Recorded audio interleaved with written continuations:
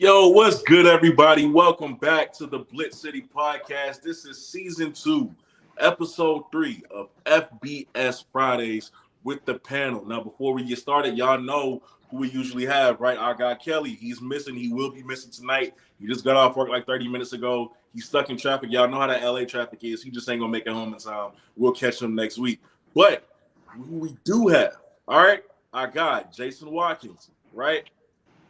Hall of Fame podcast, Hall of Fame college football podcast. I think we got our other guy right here. We got Blue from the Blue Bloods podcast. All right. We got our guys, our special guest, Shane Haley, Tyler Rice from the 4th and 1. We're going for it for his podcast. And then, of course, we got my co-host, Clay McCarter. Now, guys, how y'all doing? Good, man. Good. Football is back. So I figured it's only right we start this off with a little beef, a little rivalry. We getting into that. This point in the season. Colorado State, they want the smoke. You feel me? I don't know if y'all saw the clip, right? But basically, a couple guys, 2 guys. I think it's Torrey Horton, who went off last year. We know that versus Colorado, and D. Fowler. I think that's the quarterback's name. They both had really good games versus Colorado. They still feel some type of way about that game last year. We know it went to double overtime, right? Colorado was able to edge it out 43-35. They still feel some type of way. And we just gonna play the clip and we gonna react to that. Here's what they had to say about Colorado. Man. Play football. So at the end of the day, the millions of followers and fans that they then produced and got, and celebrities that then jumped on their side because of who Deion Sanders is. At the end of the day, Deion Sanders ain't playing. It's those players playing. So those players better back up on what they speak about. At the end of the day, Deion ain't playing, which is true. They gotta play. I don't mind this talk from Torrey. I mean, Torrey had 14 catches, 133 yards and a touchdown. He backed it up. I don't mind that. But I just feel like they need to be careful with this. You know what I'm saying? I get it. You felt like you should have had the win last year. But I don't know if I don't know if y'all want to give bulletin board material. Yes, you have it at your house. Things are, a little bit more in your favor. I don't know, man. What do y'all think about these comments? I would say I'm picking them to beat them. I agree. Honestly. Really? Yeah, I mean, Colorado, from what we've already seen through these first couple weeks, and it doesn't seem like a ton changed. Like when we talk, about what we're seeing week to week with Colorado, their O-line is still sorry. Like Shador has maybe getting into like the third step of his drop, and he already has people in his face, or he's already being pressured outside of the pocket. I don't know if they come out there, they're going to come out there with a chip on their shoulder, and I don't know. I like Colorado State. Yeah, I like it, man. I mean, Colorado State, like they're trying to fire up this rivalry again. They obviously had a tough start to the season playing Texas, but they just want people to remember what happened last year, and they feel like they should have won that game. And I mean, that's debatable, but I think it's going to be a close game. I think we're in for another shootout. Man, I don't know. To me, I don't mind the trash talk. I don't think anything's wrong. But Kobe, me and you covered them at Jackson State. Remember the last team that was talking like that to a Deion team? Yeah. On homecoming with Alabama A&M. I personally think that Colorado should win the game. I won't be surprised if it's close, but the extra motivation is interesting to say the least, because I don't think Colorado's really said anything this week. No, they have, which is crazy. So he's like they better be backing up all that talk, and it's like they haven't been talking though. It's kind of surprising that they aren't talking, but yeah, I mean, I think when they started this up last year and they came out there with the initiative, but you got to remember that Colorado was on a 2-game win streak at that point. They're coming into this one and trying to get a win, but they're not sneaking up on anybody this time. And I don't know how great they are when they lost 52-0. So, it's a little much for them. They're kind of the ones doing the talking in this instance, and not to say that they don't deserve it at CU, because they kind of do. But in the end, when you're coming off of a loss and going up against another rival, in-state rival, you don't want to lose that game. And I don't know. I think it's going to be pretty good. I think it's going to be a pretty good game. I don't know that I necessarily predict an upset. Would it surprise me? No, because they're still not protecting Shador. But then again, I think that they got more talent in Boulder as well. Let me ask y'all this. Let's go deeper into it, right? The matchup, the only interesting matchup this game, Travis Hunter, Torrey Horton round 2. Does Torrey even have that performance like he did last year versus Travis this time? I mean, I think he's going to get the targets for sure. It's hard to judge. You know, Travis is going to feel like he needs to get one up on him too. So it's going to be fun to watch for sure. I think it's going to be them against each other the entire game, essentially. I think that Travis Hunter's the best player on the field, no matter whenever he gets on it. So I don't know that if he decides that that's what he's going to do is lock him down, I think he's going to probably get a little better. The thing is that you got to worry about him playing 130 snaps. It's going to be hard to keep up with anybody when you're on the field every play of the game. So if I'm CU, not that they listen to anything anybody else says, but if I'm CU, I'm probably saving him for important plays, important times of the game and stuff like that, and maybe kind of trying to save a little bit of his energy for the defensive side of the ball. Maybe you get to where you're able to maybe where you can hold him down a little bit and get ahead, because you might need to be. Yeah. It's just tough to repeat 116 for or 16 for 133 last year in this game. So that's tough to replicate, man. That's insane production. I do agree though with Jason. I think Travis Hunter is still the best player in that matchup, and I do wonder if maybe he limits a little bit of the snaps on offense, because I don't, as good as he is, I still think Colorado has other weapons. Like Jimmy Horn is not a scrub, and I do think they have some other talent behind them. But we'll see. I think Torrey Horton's the number one target for sure. 16 for 133 is just tough to replicate. I only ask that because I think he's the only viable target at this point. You know, the receiver last year who went for 100 yards with him, he's at San Diego State now, I believe. The tight end who had a great game for Colorado State, he went to the draft. I think he's out of eligibility. So who do they have besides Torrey to even prioritize? Nobody. We're gonna figure it out. Yeah, I think it's gonna be interesting. I think that what's gonna be the tempo of that game is the O-line gonna really stand up and actually kind of like come together. I mean, against Nebraska's also much different caliber of players, but I mean, it's gonna, for as chippy as it's gonna be, man. I want to see him throw the ball. I don't want to see him getting sacked and running for his life. I want to see him throw the ball because he has impressive arm talent. It's also it's what you like about football is watching guys do what they do best. So I want him to be able to make those throws, and not kind of risk. Getting sacked 4 or 5 times a game is not ideal for the longevity of a season. Yeah. All right. All right. So let's keep moving. So we saw 2 freshman quarterbacks, right?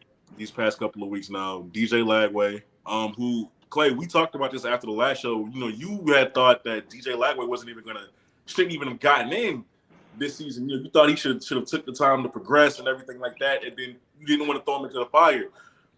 He had a pretty good game versus Sanford. Dylan Raiola went toe-to-toe with Shador and came out with the win. Who would you rather have right now? And I know you only got 1 game from Dylan, but who would you rather have right now just based on what you've seen with the eye test shows? DJ Lagway, Dylan Raiola? So I'd say number 1, and I think we'll all agree, it's too early to tell. Lagway played 1 game, threw for 450, 3 tuds, pretty great completion percentage. Could have probably been a little bit better. Raiola is, 2 games in, and they have pretty much the same stats right now. So 1 game, big game for DJ. Raiola has a little bit less passing yards than him in 2 games total. But, in terms of the eye test, even if I wasn't a Florida fan, I'm going to say DJ. I go Dylan all day. I just think over the next 2 years, what Matt Rule's building at Nebraska, the people that they're going to bring in, the 4-star tight end who's also a freshman, along with Dylan, I think they're going to end up and build a great connection over the next 2 years. And I mean, they really weren't asking Dylan to do too much last game versus Colorado. I mean, after the first half, they completely took their foot off the gas. Even their last possession of the first half, they were just running the clock out. They were like, if they can't score, then we don't even really care to score. But I just really like the way Dylan looks on the field. He looks composed. DJ, I mean, he has all the intangibles, the body. I mean, coming out of high school, highly touted, put up numbers in a big game versus a weak opponent, but still, you know, first game, 455 or 456. That's crazy. I think they're both going to be studs. I think they're going to be, you know, 1A, 1B in a year or two. But I like Dylan. I kind of agree with you on that. I think that as far as Raiola goes, you look at it in terms of, I think he's the best option for Nebraska alone. I don't think that you really want to say one way or the other because we haven't seen enough out of him. But I do think that when it comes to what DJ Lagway has, he's got all those intangibles, athleticism, and everything else. He probably is the best thing for what Florida needs right now too. Although it's weird that it doesn't seem like he's going to start this week, whatever reason that is. But to me, Raiola's come in. He's doing the things that they're asking him to do. They have a much better defense at Nebraska, you know, as far as who they're going up against, and they actually try to maintain a running game. I think that it's going to work out pretty well for them overall. And I just like the way he's able to kind of work off platform, and I really like Matt Rule too. I just think that when it all said and done, man, Matt Rule is heads and tails above what Billy Napier is. So I think it's gonna put him in a good position right now. But I don't know what I think about him moving forward. I would probably take Dylan just because I think his floor is higher, even though DJ might have a higher ceiling. Because I do think as an athlete, DJ's ceiling is through the roof because he's way more athletic, can do more with his legs. But I think Raiola is going to be a great quarterback in college football, and Lagway has that bust factor to him a little bit. We've only seen him play against Samford. When you look at Dylan, even you can say what you want about Colorado, that was a massive game to come in and play like he did. So I just think because I've seen more from Dylan, I would probably go with him as of right now. But I wouldn't be surprised if DJ and Dylan were two of the best quarterbacks in college football in about a year or two. And for the next few years, for sure. Yeah. I also hope they kind of ease up off him with the Patrick Mahomes thing, even though it is getting a little scary. I'm not gonna lie. Yeah, it's getting a little scary. He does it to himself, though. It's his fault that he's getting those comparisons. It is a bit much. I'm not gonna lie though. That's kind of the point I was gonna make with the eye test. I mean, that is the new play style for a quarterback now. That's what teams are gonna look for. You saw with the Bears picking Caleb, but with the first pick, obviously he's played one game, so it's hard to judge right now. But DJ looks like a pretty standard, you know, he's got a cannon on him. I'll give him that. He made this one really impressive throw in the third quarter where he's running up into the pocket and threw it back shoulder for a touchdown. So he's got the ability for sure. But if I'm a quarterback or if I'm a coach and I'm picking my quarterback, I think I'm going to go with Dylan there. Okay. All right. So moving on. The Pac-12, they have cheated death. We had a candlelight vigil show for them. We thought that conference was dead, right? We thought they were gone. And then here they come. They add Boise State, which I actually like, San Diego State, Colorado State, and Fresno State to go along with Washington State and Oregon State, if I'm not mistaken. I don't think this is enough, so I wouldn't ask that. But who should they go after next? What would be enough for the Pac-12 to sustain this little momentum that they have going? I would say, I mean, you see the bigger brands that left in terms of not just the football side. When you look at it from an aspect of total sports for the school. Adding these ones in, I mean, they're obviously smaller schools compared to what had been.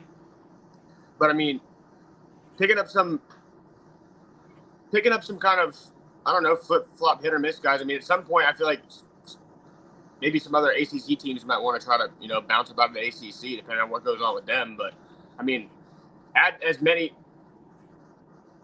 talented universities you can that are not just football oriented. Try to find out what baseball schools, basketball schools that are bring another factor into it, kind of to deepen it. Yeah, I I mean, I don't know. guess it depends on the AC. My fault. Go ahead. Oh no, you're good, man. Go ahead. All right, I don't know who they would add, but just those teams that were up there that got added, I like those as a lot of wild card for not only football but basketball as well. I think in a couple of years, those teams competing together, you'll find two Pac-12 teams ranked top 15 just based off of beating each other. Like a Boise State, losing to Oregon, which really hurt. Them winning that and then rattling off a couple more wins could cement them in top 20 for the last few weeks of the season. I think those teams rebounding off of each other in the future is going to bring one of those back to the top in the new Pac-12. They got to be rooting for Florida State to win the ACC lawsuit, because if the ACC wins, then Stanford and Cal can't come back. But I think if that lawsuit goes through, you'll see Stanford and Cal jump back if they can, just because of the travel, right? It makes way more sense to play on the West Coast and maybe have to travel all the way to freaking Florida State and all these other schools. So that would be the next step for me in terms of because they still need 2 more programs, if I'm not mistaken, to be eligible for the college football playoff on top of the 4 they added. And those are if you can get Stanford and Cal to come back, you feel a whole lot better just about the stability of the conference, because I just don't know if there's any other group of 5 programs that if you add, you're really adding much value outside of the 4 you just added. And I think if they were going to come back, though, and do that with Stanford and Cal, then why wouldn't they have just added those teams before it got this bad? Because they could have done that in the past. And Stanford and Cal, they blocked it. They blocked San Diego State. They blocked everything as far as it went with they were even doing the same thing with SMU and Fresno and all them. So this could have already happened before. So I don't see how that comes about. I really don't. I do know that money-wise, yeah, it is what it is. But I think that for whatever reason, if you see anything happen besides a Big Ten invite for those 2 programs, I could see them maybe turning it into Ivy League schools. But aside from that, I don't see them moving. Anybody else got anything to say about that? Can we move on? Good. All right.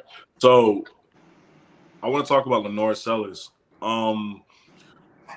all know they didn't look good versus Old Dominion. As a matter of fact, Lenore's, man, first of all, let me say this. I blame the Gamecock fan base for giving him that much hype after one showing versus Furman anyway. You know what I'm saying? But just hyping him up that much after the whole Furman thing.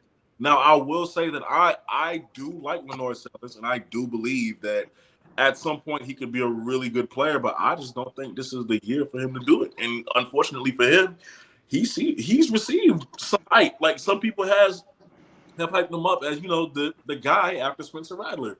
And now, even though he didn't have a good showing last week, he was a little bit more efficient this week, going 10 for 14, but he only threw for 160 yards and a touchdown. So I'm gonna ask this question, even though I don't think so. But were we too quick to disregard Lenore Sellers after that week 1 game? I don't think so. I still don't know if they've proven anything. I just think Kentucky might be that bad, to be honest with you.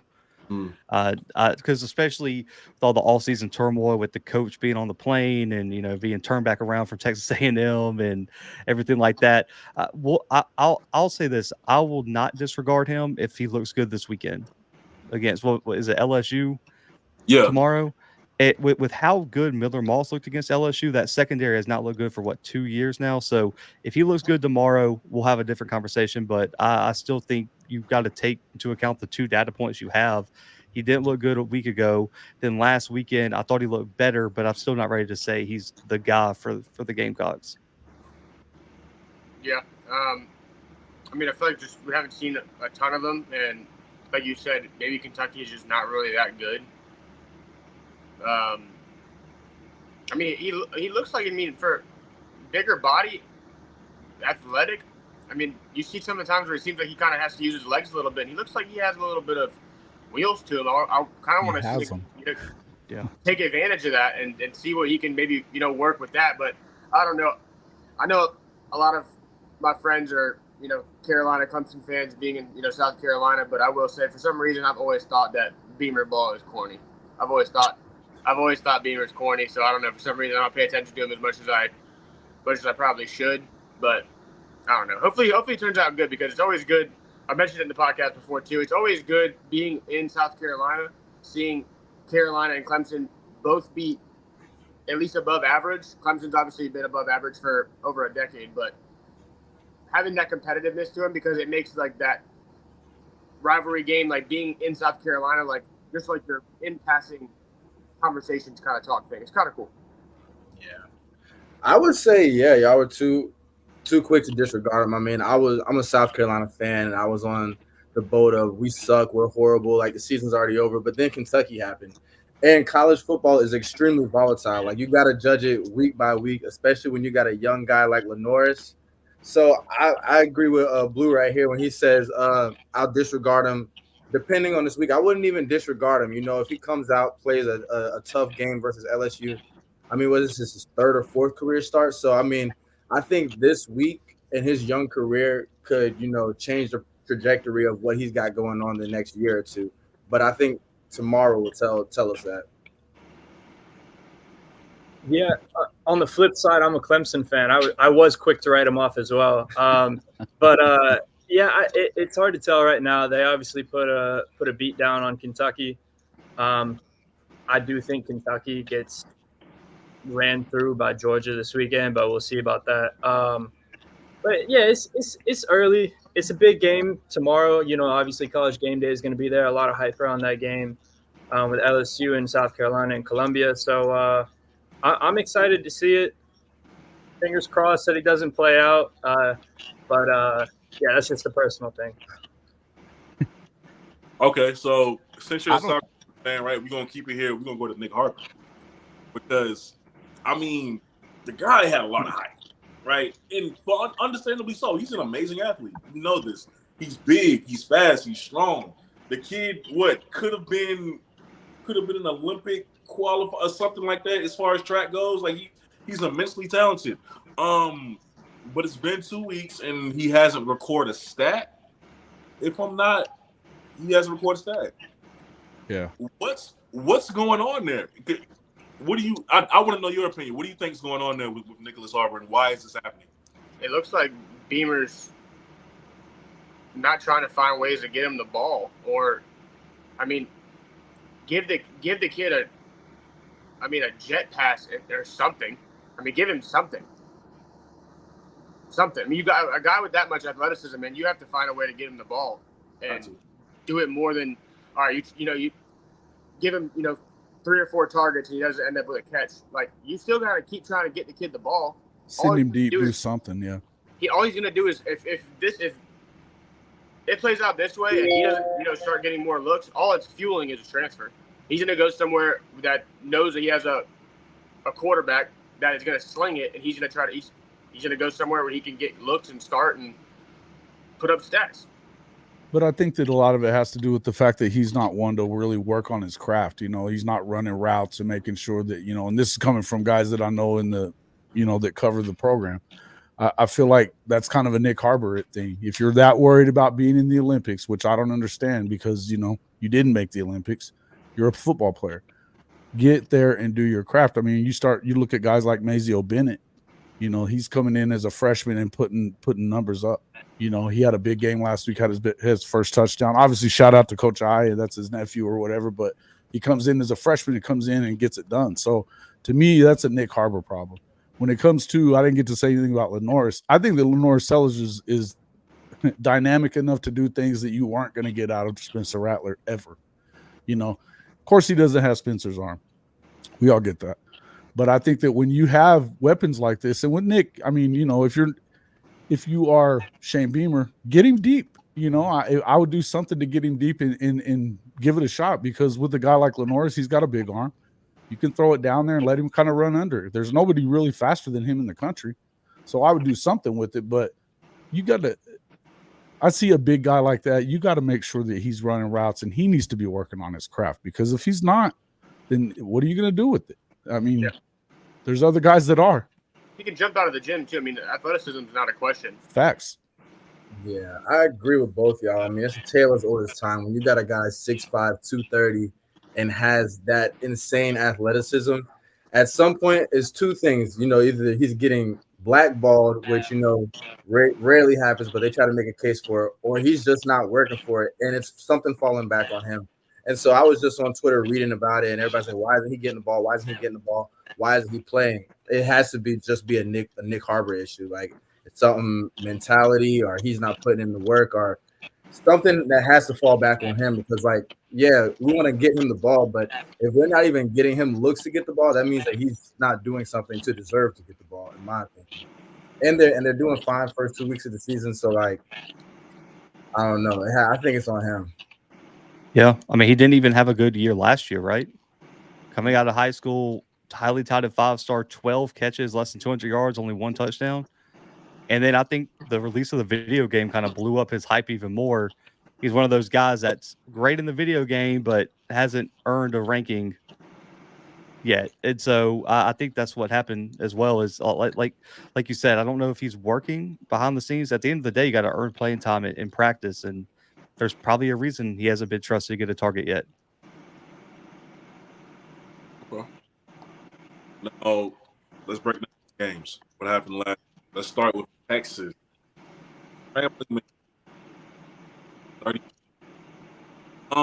I'll say this: Ewers, I think he has to be the Heisman favorite now.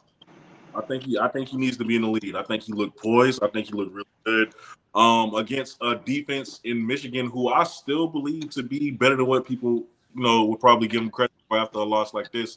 But Quinn being the lead now, Texas looks really good.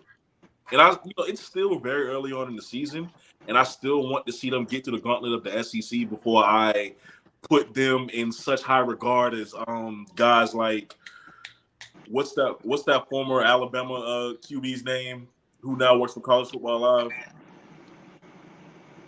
Greg McElroy. Greg McElroy. But you're just calling for him for the Heisman? What are you talking about, Cole? Bro, Greg McElroy has put Texas in the highest category. Me personally, I just think after this week, he got to be the Heisman front runner. But I'm not ready to put Texas, with Georgia like he is yet.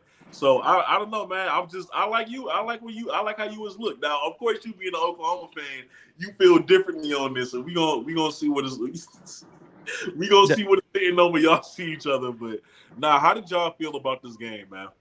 Texas looks good. Go ahead. Oh, no, I'm about to say, this is for Jason. The college football gods knew what they were doing when they took away a few running backs, because it would have been a wrap for college football if they would have been full strength with some of their running backs, because even their third string looked good against Michigan on the road. Texas is legit, man. You got to give them credit. And as bad as Michigan's offense may be, Texas's front seven played lights out last weekend. And to go into the big house and dominate like that, there's a list of programs in college football that could have done that, and it's like 2 teams long. I'm laughing at Jason, bro. He's not. Oh, he's about to come out and just release a whole diss track on Texas here in a second. Yeah. I just to kind of piggyback off of Kobe's comments, Michigan has a good defense. They have a good defensive line. It could be argued as one of the better defensive lines in college football. Still, I think Texas just has probably the best offensive line in football. If not, then it's top 3. And I think they really controlled the game in the big house. Let Quinn do what he needs to do. They got weapons. They got Isaiah Bond on the outside from Alabama.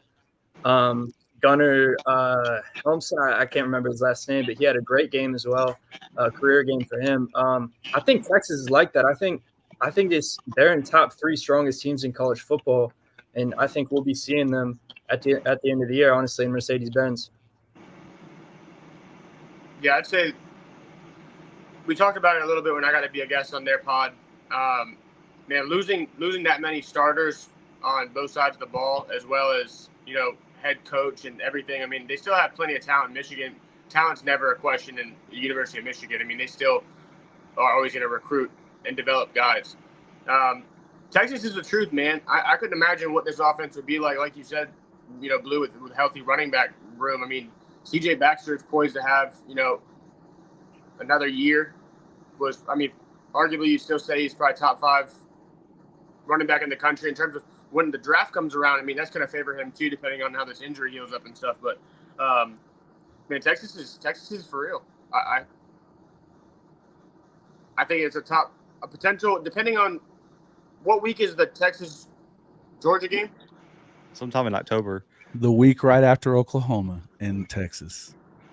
So back-to-back losses. It's going to be tough to see how it all shakes out with who's going to end up getting the conference champion for your bye week, because you got to think it's going to be a battle with, I mean, depending on what Alabama does, depending on what happens between these games with, Texas and Georgia playing. And I mean, Ole Miss is even kind of in the mix too. I mean, they look really good.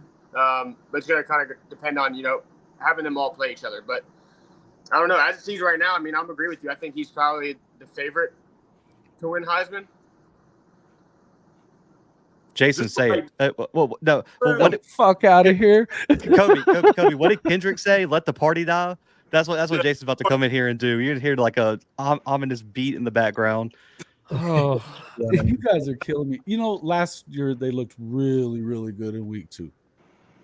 Right? In week 2, against a team that was not really themselves at that point of the year, which is exactly what we just saw out of Michigan, that they're not exactly the same team that they were a year ago. Clearly, they were one-dimensional, couldn't do anything, and they still only scored 31 points. For as dominant as they were, they scored 31. Guys, the other team they played, Colorado State.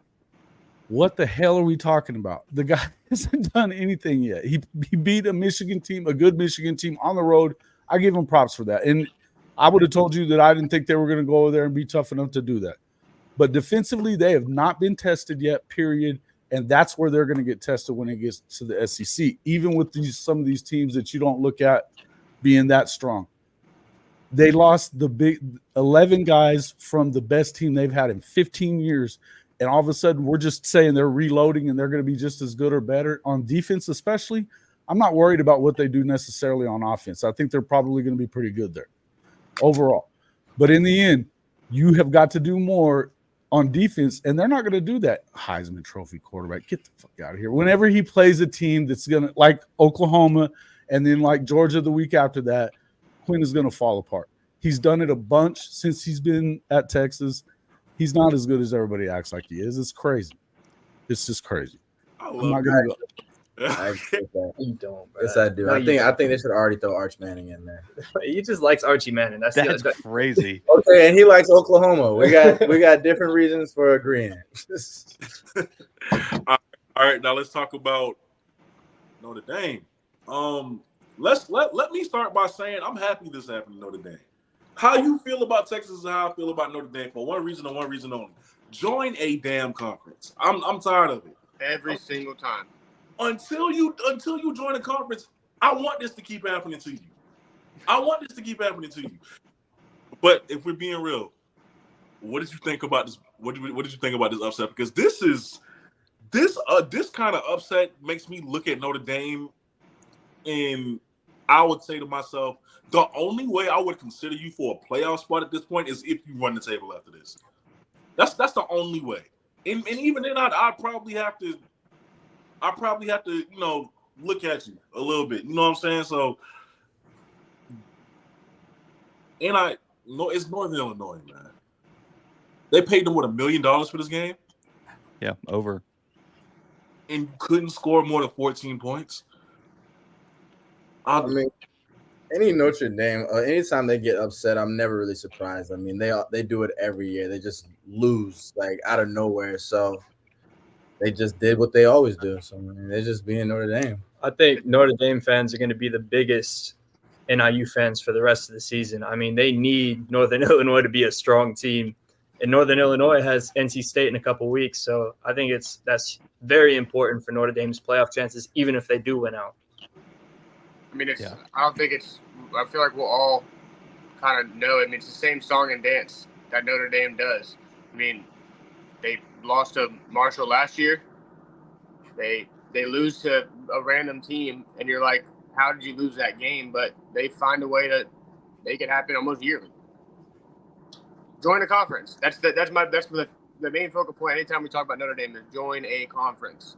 but they don't have to join the conference. They don't have any reason to join the conference. They're getting as much money to not be in the conference as they are to be in it, as they would to be in the Big Ten, and they can pick and choose their schedule. Now, they can't be one of the top fours, but if you put them at that number 5, they already don't have a conference championship game. It's the same thing. They still basically get a bye. It's just a week earlier. If they can, and they get a home game. 5. Right, and they're going to get a home game more at money. that point. Absolutely. So you're looking at a situation where unless they make it to where they can't make it at all, then it's not going to happen. And we all know that that's not happening either, because their brand says if they're good enough to be in the conversation, they're going to put them in the damn playoff. A lot of people don't like it, but it's a fact. It's just how it is. At 11-1, and I think you definitely at this point got to go 11-1 because of NIU, because they're just not probably who you want them to be to lose that game. But if they go through and they beat, say, a resurgent USC, I just puked in my mouth a little bit, at the end of the year on the road in the Coliseum, chances are then they're probably going to be in pretty good shape there. Obviously, the Florida State game doesn't look near as good, but Louisville may. It just kind of depends on what they end up looking like and if they can keep that quarterback healthy. I like what they do at Louisville, so that could be a big enough win. But I think even at 10-2, if one of your losses wasn't to NIU, even at 10-2, they're getting in the playoff, folks. It's almost for sure that they're going to. I don't know, especially if USC goes on, and this is a big if they go on and do what they need to do and win some, like if they win at Michigan this week, then we'll start hearing about how great they are too. Or maybe it's just Michigan sucks. But anyway, USC's got a nice schedule when it comes to the Big Ten. They don't have to deal with Oregon. They don't have to deal with Ohio State. If they can beat Michigan, they get Penn State at home. I think their other toughest game is probably Nebraska, also at home. I think that puts them in kind of good shape to maybe go in there and go 10-2 as well. So you go in there and you beat them and they're high ranked because they are high ranked right now, then you're absolutely getting in. Of course, that you have to go and do that too. I think their defense is strong enough to do it, but they got to figure something out on the offensive side. Yeah, they got the talent everywhere but quarterback, in my opinion. Just Riley Leonard was a miss, like in terms of scheme fit. Man. Damn. Yeah, I mean, well, that has kind of been Notre Dame's problem for the past few years, right? Is they just haven't had that guy at quarterback. So until they figure that position out, or Riley Leonard finds a way to play good football, I just don't know if I can pick them to win out. I wasn't going on any. Just saying they would have to run the table to me to be considered. Nebraska, Colorado. All right, we talked about this game a little bit already while talking about the other matchup coming up, but 28-10. I actually expected Colorado to win this game. I don't know why. Maybe I bought into the hype like everybody else again. Maybe I actually thought that they are revamped, and that North Dakota State is a formidable opponent. So, I'm not going to look down on that. I'm not going to look down on them too much for that. But, I thought they would come out and get this. And they just stunk up the joint. I mean, that pick six by Shador was kind of – I'm not used to seeing that from him. I think you got to make that throw with a little bit more anticipation. Overall, Travis had a good game. But overall, I'm not sure about Colorado right now for the rest of the season. But as far as this loss goes, man, it rubbed me the wrong way a little bit. I didn't like it. How did y'all feel about this loss to Nebraska? Same Colorado team, right? No offensive line, no run game. Shador and Travis Hunter. It's the same conversation that we had, what was it, Kobe, 2 weeks ago on this show? The two best players on that team are Shador Sanders and Travis Hunter. If you take those players off, this might be a 1 or 2 win football team. Yeah. There's like hardly any other talent on that team. Jimmy Horn's not bad, but a wide receiver isn't going to win you games in college football anymore, especially if you lose Shador Sanders at quarterback.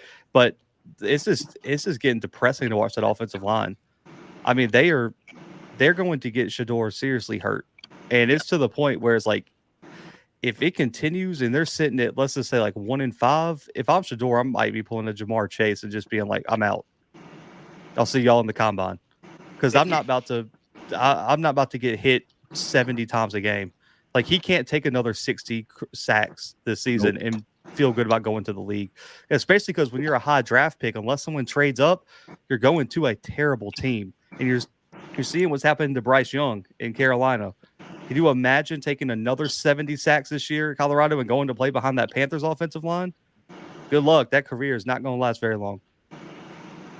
If y'all get a chance to go back and watch, the pod that I got to do with Shane and Tyler, the conversation we had about the Prime's exit from Colorado after this year, and how you just got done saying the whole 1-5 kind of thing starts playing around, of how you pull that way to get to where you don't have to finish the season out just for the business decision. It's actually kind of funny. Same conversation we have every single week, guys. I mean, it's the same conversation we have every week when we talk about Colorado and whoever they play. When they win, we talk about how good Shedeur and Travis look. When they lose, we still talk about how they performed well. But I didn't expect them to win this game by any means. I didn't think that I thought that there was zero chance they were winning this game, honestly. Playing in Nebraska, and they had the hype. They bring notoriety to them by their actions off the field and on the field, with in-game moments, with the halftime, with the pre-game warm-ups, and then post-game of what they do. Teams are out there with a target. Colorado has a target on their back by any team. It doesn't matter if the team is ranked top 5 in the country or they're an unranked team that's a lesser school. They're going out there with the mentality of, we want to beat these boys so bad that they want to quit. Because that's kind of what it is they want the media to say, okay, hold on, you guys were all the hype that's around them. They're heavily covered by all media platforms. You get the notifications now randomly about Prime this, Shedeur this, Travis Hunter this, because they're stars right now. Yeah, absolutely. Sure. But they bring it on themselves, and you have teams that want to step up and beat them. I think that they're lucky. We talked about it on the podcast. Episode 1 of the second season. Do we honestly think that with how we've gotten to 2 games so far, do we think that they're going to win more than 4 games? I'd say it's a stretch to see them at 5. I don't know what it looks like when they get to Big 12 play, because I don't think that everybody in the Big 12 is as good as Nebraska was. But I would tell you that I agree with what you said. I had no inkling that they were that they were going to beat Nebraska. I just didn't think it was going to happen, because it's the difference between what Matt Rule does in year 2 versus year 1, and then what Coach Prime. It's just a lot of the same. I think that they tried to make sure that they picked up their guys that they needed at Nebraska, filled some holes that they weren't going to get right in the, as far as the recruiting for high school is concerned, but they're still focused on their high school recruiting and development more than anything else. And I think that Coach Prime's biggest mistake, I think there's a lot of things that you can point to and say a lot of crazy shit about CU right now. But I think Coach Prime's biggest mistake is that he's doing these wholesale changes. There's no way they should have let a lot of those linemen get out of town. There's no way they should have let a lot of those linemen get out of town, period. You have to sit there and make them the scapegoat for everything that goes wrong is not the right way to go about this either. Now, I'm not saying they were protecting him well, and you can't afford to have him getting sacked 60 times, but switching it out full all the way around, and especially when, you brought in Phil Lodeholt. He's comes from a program and learned from Bill Bedenbaugh there at Oklahoma, that he should be able to get development once it gets there. I don't know that I love what they're doing offensively anyway. They're not running the ball enough to really make them anything less than one-dimensional. When you're one-dimensional, that makes it very hard on your linemen. It makes it very hard on your linemen. So, no matter what, and it makes it hard on your quarterback too. I know that they have all these skill guys, but what they don't have is much defense. They're definitely struggling in the trenches on both sides of the ball. And when you go up against a team that's built the way Matt Rule is going to build a team, they're going to make you look stupid. I'd also just throw in there real quick. A transfer offensive lineman is not somebody that I would be high on unless he's one of these FCS. Depends on who he is, obviously, yeah. Unless he's an FCS All-American who just wants a bigger shot. I'm not high on a transfer All-American, transfer offensive lineman, because if you're good, if you're established as an offensive lineman, why would you enter the portal? Osiris Torrance did it, but he did it to follow his coach, and he got a brick at Florida for, following. He was already good before. He just followed his coach. Other than that, you don't really see a lot of transfer linemen, like you say, that are like, all right, this guy's a proven starter. Or he could be a proven starter. Maybe it's, like you're saying, other reasons that go into it of why he wants to leave and where he's at. But I don't know. Did y'all see that? Did y'all see the pregame? I saw that video, and I don't know if you could even find it and you wanted to play it. That the ready room that Matt Rule started, the ready room, and then they went to team prayer, and then they went to the tunnel, and they started playing Kodak. I did not see that. If you get a chance to watch that video of what their pregame process is now of the ready room when they get in there. He starts off with a speech to get these boys hyped up. They go into a team prayer. The team prayer, I had goosebumps. I was like, oh, these boys are about to go out here and play. And then the second team prayer got done. Kodak comes on and they get into the tunnel, and it was, electric. Electric. I watched that and I was like, he's building it and turning it around. And Nebraska's a good place to do it, man. We all know what they're capable of. It was a little bit before my lifetime right when I was, a young child. But, they have been a dominant program in past years. And they have the stadium. They have the funding. They have the legacy with past players. If he starts building something there, especially with, what their schedule pans out to be during the season, year in and year out, he really could make a big name out of Nebraska for, years to come. Yeah, he's building a culture there for sure. It's exciting to see what they got going on. Y'all should watch that video. Anybody who's watching this, go and watch that video after this. It's inspiring. Like, you want to get out there and play for them. But, that's good for them as far as Colorado. Both of us were huge Dion fans, huge Colorado fans last year. Even this year, we gave it a chance. And after week 1, we both saw it. We were like, nope, this is the same team. It's a dumpster fire there, man. On the field, we see what's going on off the field, players blaming each other, whether it's justified or not. I don't think it helps the cause. We have a lot to say about it. I don't know if you want to piggyback off of that, but yeah, I just think it's not, I wouldn't say a lose-lose situation, but in hindsight, it is for a guy like Coach Prime. Like, you come in here with this great legacy as a player, and you're saying that you're gonna do all this for a football team, but at the end of the day, you're not out there playing. And I think now, like a year into it, it's just like, dang, how much can he actually do for the team? Along with he's bringing in other, highly touted, NFL legends and coaches and things like that, which is great. But I still think it just comes down to who he has in the locker room. And, I'm a big team guy, camaraderie. We need 2 or 3 years together. Let's try to keep as much pieces together. And the way he just fragments and flips the locker room when it was already, disheveled, that you can't build a team like that. You can't. I just think that he went about it all the way unorthodox and tried to go about it with hype and celebrities and flash, and it sounds good. It sounds good, but that's not what's going to build a winning program. I also think he moved from Jackson State too fast, but that's just me. All right, it's time to pick games, man. Next week, we got a lot of good matchups coming up. Let's start with number 4, Alabama versus Wisconsin. Who y'all got? All right, and next one. Bama. Give me Bama. I'm just playing. Bama, but man, I want to see an offensive showcase. I'm not saying that Wisconsin's a pushover, but I want to see them. They got to light that scoreboard up.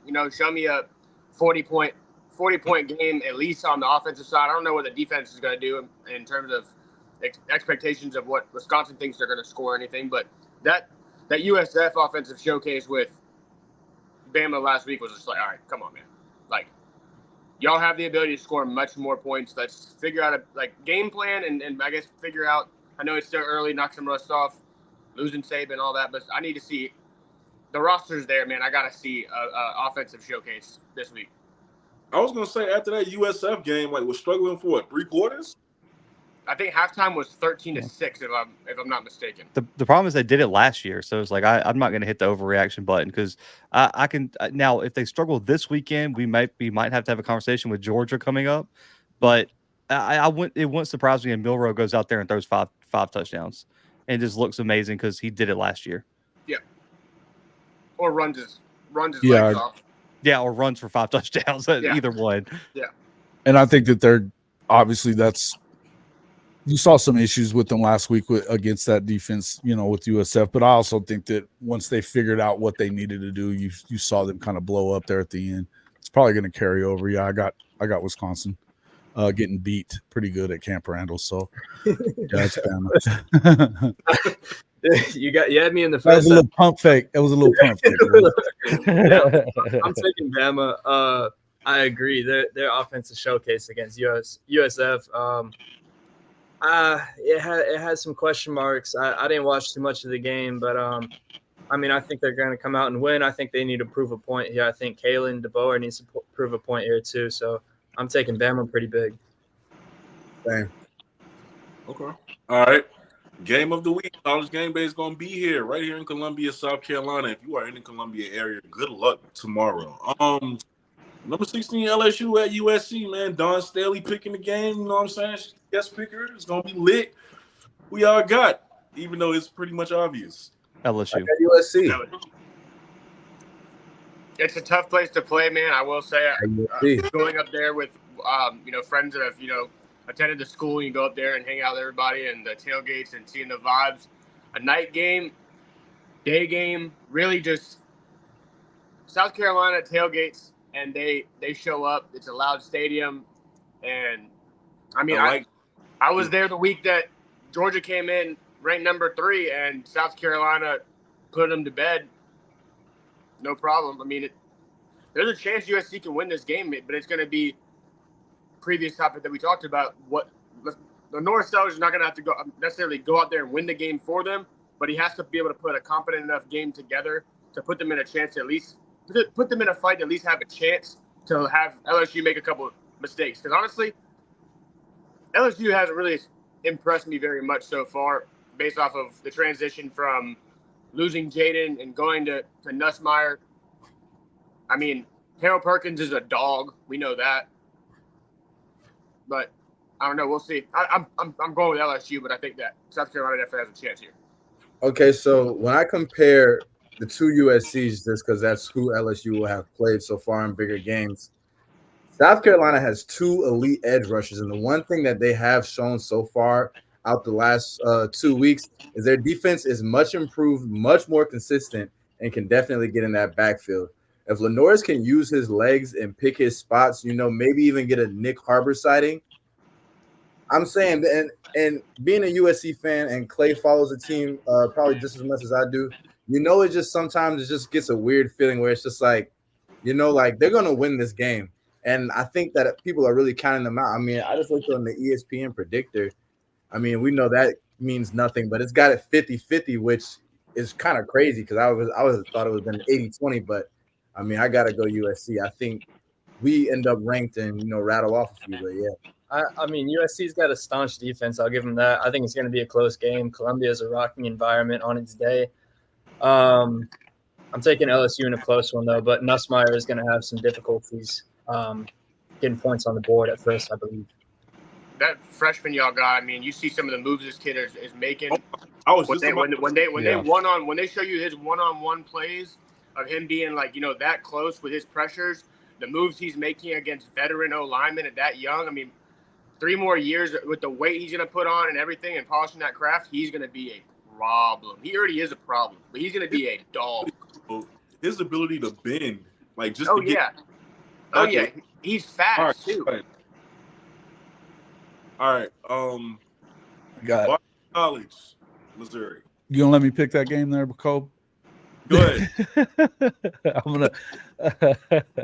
I'm gonna go with South Carolina, man. I think that right now LSU is not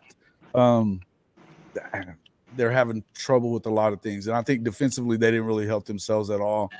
They're going to be better because they have a better staff, but I think that this is a situation where you get them at Willie B, and it's going to be a rocking environment there, and you've got an LSU team that doesn't have a lot of, they're just, they don't have any. What's the word I'm looking for here? They just make a lot of stupid mistakes. They make a lot of stupid mistakes, stuff that they don't have to do. And you get in a game like this and emotions get high. I can see. I mean, I'm not huge on South Carolina. Don't get me crazy, but I'm not really that big on LSU either. And on the road, I think this is a tough game for them to win. I don't have a problem. I think that they can win it. I'm bad, Jason. I thought I'm just busting chops, anyways, man. College and Mizzou, who y'all got? Mizzou. Yeah, I got one. Too many weapons. I'm a big fan of Thomas Castellanos. I think he's an exciting quarterback to watch. I mean, I talk about it on the podcast. I have for the past couple weeks. I'm taking Mizzou, though. I think they just got too much for him. But Boston College is a tricky team to beat, definitely in the ACC. Yeah, I would probably go with – I think Boston College has a good shot here because I don't think as much of Mizzou either, but I do think Mizzou probably wins at home. And, of course, the game, which will probably be the game of the week again, just for obvious reasons. Colorado versus Colorado State. I got Colorado. I got State, man. Go State. Man. I'm going to take Colorado on that one. I'm not going to lie. Yeah, I'm with you. I'm going Colorado here. If they lose this game, though, there's going to be some conversations and furniture moved in that facility. I don't think it's really that crazy if they lose this game, though, because they almost lost it last year. And this one's on the road. Yeah, man, give me CSU. Give me CSU. Milo's out. I mean, I don't know how high y'all were on him, but he's out. And if you get a targeting penalty, are you suspended the next game or no? If the targeted penalty was in the second half, you're suspended for the first half of the next game. So Woods, I don't know if he got that targeting penalty last game in the first or second half, but their other starting safety, 43, Trevor Woods, he caught a targeting penalty. So Shiloh's out. Woods might be suspended first half, so that's something to look at. I think this is going to be the loss that starts the speculations, like what we talked about on the 4th and 1 podcast the other day of how the whole exit thing's going to go. And Tyler called it. Honestly, I mean, if you're gonna put a recipe together of finding a way to have Shedeur not finish the rest of the season and Prime's exit strategy, you did make a good point. If you say Prime goes out there and says, "Hey, man, his shoulder's not feeling right. I don't know. We're kind of, not really wanting to, push him a little bit, and we're gonna see what, the future kind of holds." Thing. That's the writing on the door, bro. Tell you what, though, if that happens, I think that Coach Prime is going to lose a lot of fans by doing all this stuff. And I think he's out of there this year. He's out of there. I don't see won the Natty. Who the hell's going to hire him? He's not. He doesn't want a job. He don't care. He's going to go sit on the couch. Yeah, he didn't want to. He doesn't genuinely want to build a legacy of coaching football. He wanted to be there for his kids. I think that he literally, like, as soon as this season's over with, bro, out of here. He's not. For what? He's gonna want to be able to go and be a part of what his son's got going on, being in games, being involved with that aspect of it. He ain't worried. He's not worried about making the money he's doing there. He's got plenty of it. Okay. All right. Now, this is the part of the show where we get off with overreaction, not overreaction, even though we do have something quick we want to talk about at the end after this. But, guys, Shane, Tyler, basically, it's real simple. Y'all seen it before. I say a statement that I seen online, and I thought it was crazy enough to talk about. I say it. You say whether you think it's a overreaction or not an overreaction. All right, so we're going to start with, and this one is so – I apologize at actually how crazy this one is, but because it involves my team, I had to put it. Just bear with me for this tinfoil hat allegation. So apparently somebody thinks that Nike has purposefully made school uniforms worse in order to make Oregon look more appealing to get better recruits. Now, I'm an Oregon fan, and I think this is absolutely diabolical. But worse in what way, though? Worse in what way, Cole? Like Baylor's uniforms, TCU's uniforms, how worse they got. Like, they're simple, they're ugly, not a lot. You know what I'm saying? And then they give Oregon these glossy, great uniforms in order to help them get more talent in the recruiting cycle. It's not an overreaction. I don't think it's I don't know if it's that, but I mean, you don't think that's an overreaction? Tell me more. 4th and 1. Why? I mean, it's politics, man. I mean, look at Phil Knight right there in their backyard. You know, he's going in there, sitting down, having those conversations that we don't know anything about. And they say, what's the one way we could try to get a leg up? And if that's the way, I mean, money talks. He's got plenty of it. If he's slipping this guy or slipping whoever, whatever, wherever, I mean, college football is college football. It's crazy. I mean, I feel like crazier things have happened behind closed doors. If somebody's saying, yo, let's get better uniforms. I mean, we just saw Phil Knight stuck out the statement earlier in the summer. He was like, I'll do whatever to get Oregon talent. He literally said that. He's like, I will do whatever. So I'm not surprised. Like if that was a thing, I mean, I'm not surprised by that. You brought up, Except for the reason there's that rich company is that everybody wants to wear Nike. So it's, you know, there's not even really anybody close as far as like the next shoe brand that is getting these guys, Adidas or whatever. They're not even close. I mean, it's like a very small percentage. I think that as far as what Oregon has going for it is the fact that the facilities and their awesome uniforms and all that kind of stuff, the kids like them. I think that they definitely are going off of that, but I think that the schools have to agree to whatever the designs are.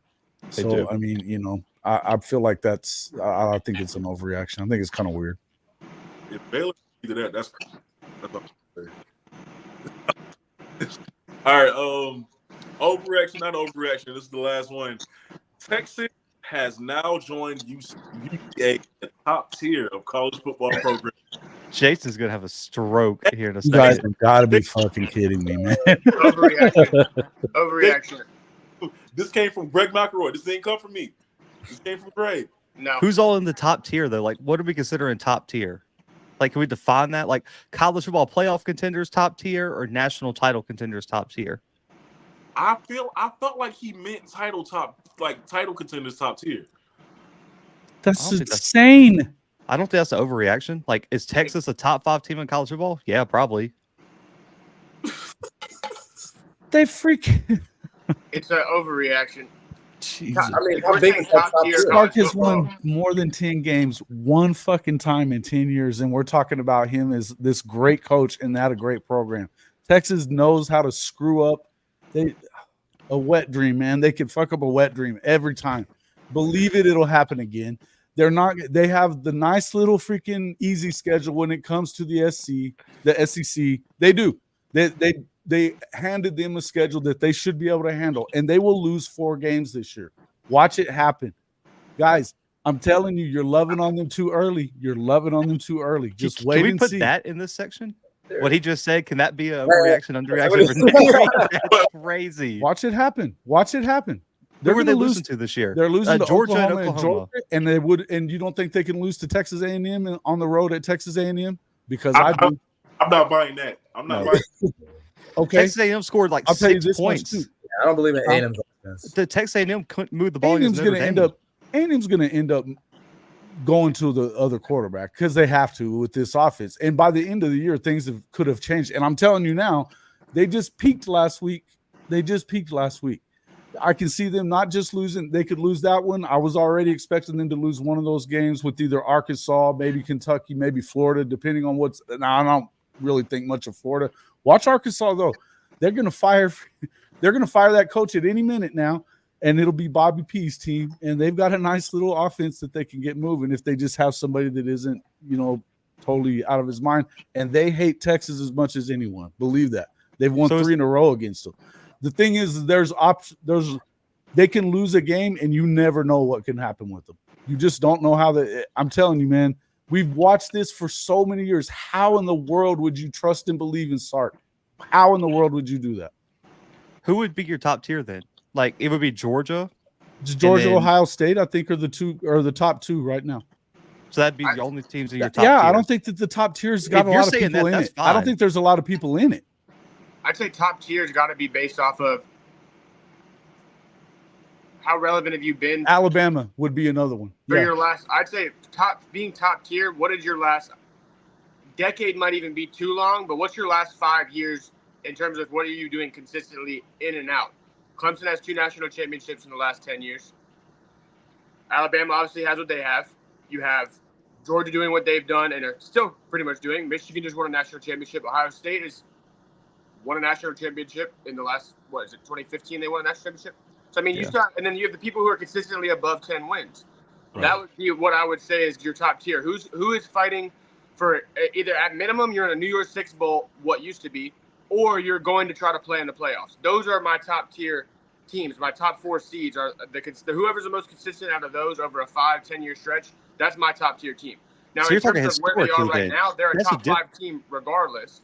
But no, we're talking about moving forward, but that's a different conversation, though. If we take him 5 years ago, because we're talking, I thought what McElroy was talking about is right this second for 2024, Texas is a top tier program in college football, and that's not crazy. But if you say let's go back to 2019 to now, we're having a completely different argument here. I'm talking more about Sark in general and what he does. I don't think that you're going to just reload every year like everybody thinks that they are. You might be able to reload as far as receivers and stuff like that. They're doing a good job as far as their recruiting is. Offensively, we're not seeing them pick up all these guys on the defensive side. I know that they flipped the guy was going to Florida State the other day, but they're not winning a lot of these battles when it comes to that. And I think that, look, until you see more out of Sark, he's been a coach for 10 years, man. He's won more than 10 games one time, more than 9 games one time.